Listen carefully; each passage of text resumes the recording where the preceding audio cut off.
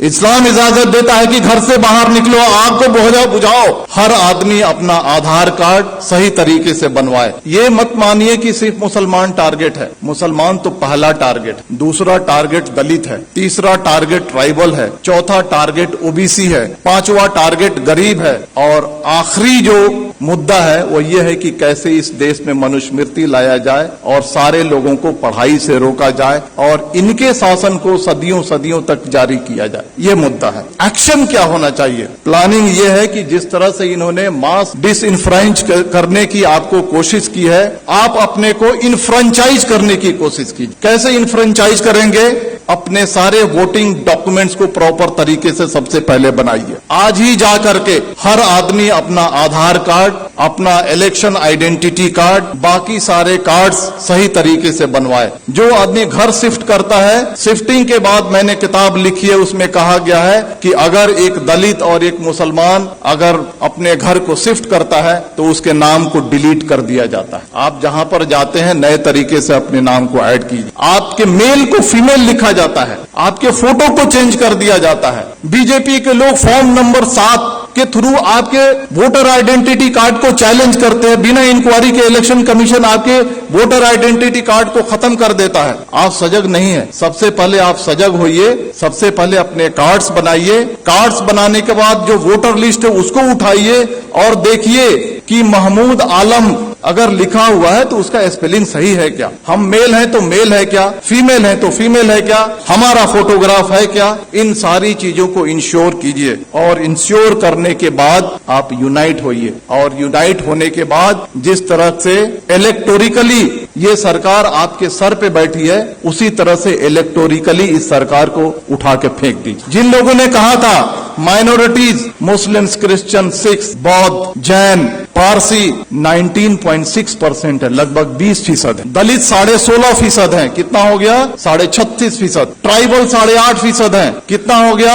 45% हो गया। अगर सेकुलर जो हमारे ओबीसी हैं और सेकुलर जो हमारे अपर कास्ट हैं, अगर इनको मिला दिया जाए तो हमारी तादाद 60 के ऊपर जाती है। और अगर हम चाह लें प्रॉपर तरीके से यूनाइट हो जाएं, प्रॉपर तरीके से अज़्म कर लें, प्रॉपर तरीके से साइलेंट रेवोल्यूशन के लिए अगर हम तैयार हो जाएं तो इस सरकार को हम इलेक्टोरिकली उखाड़ फेंक सकते हैं और इसके लिए आपको तैयार होने की जरूरत। तो मेरे कहने का मतलब है कि दोस्तों, ये जो सारी चीजें जो आपके सामने फैक्ट्स हो रही हैं, ये हिंसा नहीं है, ये मणिपुर नहीं है, ये कश्मीर नहीं है, ये यूसीसी नहीं है, ये सीएए नहीं है। ये एक ही है कि आपको मास स्केल पे कैसे डिसइंफ्रेंचाइज किया जाए, वोट देने के अधिकार से आपको कैसे वंचित किया जाए। इस बात को समझिए, अपने वोटिंग राइट्स को समझिए। आपकी इस देश में कदर और कीमत क्यों है? क्योंकि आप वोट देते हैं। जिस दिन आपके वोटिंग राइट को खत्म कर दिया जाएगा, आप कीड़े मकोड़े हो जाएंगे। चाहे वो कोई भी समाज हो, चाहे वो दलित समाज हो, ट्राइबल समाज हो या माइनॉरिटी का समाज हो। अपने राइट्स को समझिए, अपने डॉक्यूमेंट्स को बनाइए और आने वाले इलेक्शन में मैं कहना चाहता हूं कि वोट करना ये लगना चाहिए कि 100% दलितों ने, 100% मुसलमानों ने, 100% ट्राइबल ने वोट किया है। और अगर आने वाले इलेक्शन में अगर आप वोट नहीं करते हैं तो समझ जाइए कि आप अपने मजहब को धोखा दे रहे हैं, आप अपने देश को धोखा दे रहे हैं। अगर बाहर आग लगी हो और घर के अंदर अगर हम चैन से बैठते हैं, इस्लाम इसकी इजाजत नहीं देता है। देखिए, आपके सामने जो बातें हो रही हैं आज, इस चर्चा सत्र के 2 पार्ट है। एक पार्ट है यूसीसी और दूसरा पार्ट है मॉब वायलेंस। हम दोनों को अलग अलग चर्चा करेंगे। पहला मैं कहना चाहता हूं, हम यूसीसी को हम लेते हैं। आज से 6 महीना 1 साल पहले आपने देखा होगा कि लव जिहाद और धर्मांतरण इस देश का सबसे पहला मुद्दा था। अलग अलग रियासतें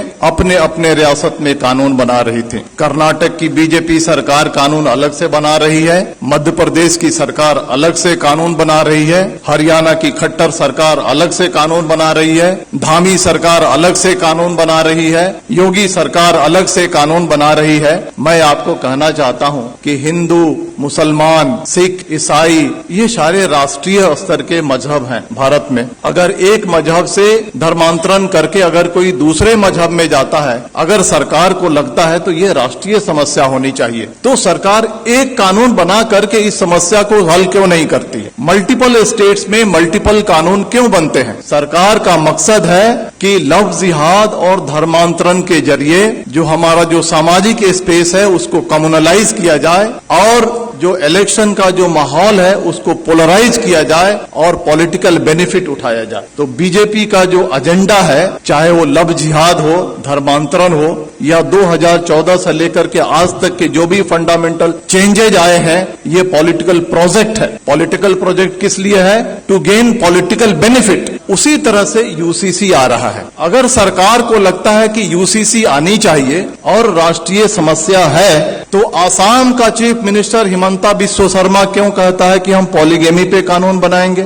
धामी सरकार उत्तराखंड का क्यों कहता है हम यूसीसी पे ड्राफ्ट लेकर के आएंगे? आप देखिएगा मेरी बात, यू मार्क माई वर्ड, कुछ दिन के बाद योगी सरकार अलग ड्राफ्ट लेकर के आएगी, कुछ दिन के बाद मध्य प्रदेश की शिवराज सरकार अलग ड्राफ्ट लेकर के आएगी, और इसका मकसद है कि ये उनका पॉलिटिकल प्रोजेक्ट है। और पॉलिटिकल प्रोजेक्ट किस लिए है? समाज को पोलराइज करने के लिए। अब सवाल उठता है कि इसका मकसद समाज को पोलराइज करने के लिए है, तो हमें क्या करना चाहिए? जहां तक यूसीसी का सवाल है, बड़े बड़े वक्ता, बड़े बड़े दानिश्वर कहते हैं सबसे ज्यादा जो नुकसान होगा वो क्रिश्चियंस को होगा, सिख को होगा, ट्राइबल्स को होगा, दलित को होगा। हमारी जिम्मेदारी है, सरकार देखिए 2014 से लेकर के आज तक जो चाहती है वो करते आई है। अगर वो चाहेगी कि यूसीसी लाएं तो हम रोक नहीं सकते हैं, लेकिन हम जो कॉन्स्टिट्यूएंट्स जो उनको वोट करते हैं उनको ये एजुकेट कम से कम कर सकते हैं कि ये जो है आपको बर्बाद करने के लिए लाया जा रहा है। इसके कॉन्स्टिट्यूएंट्स कौन है? ट्राइबल्स हैं, दलित हैं, मुस्लिम्स हैं, अदर माइनॉरिटीज हैं। इन सब को हमको एजुकेट करना है कि आपके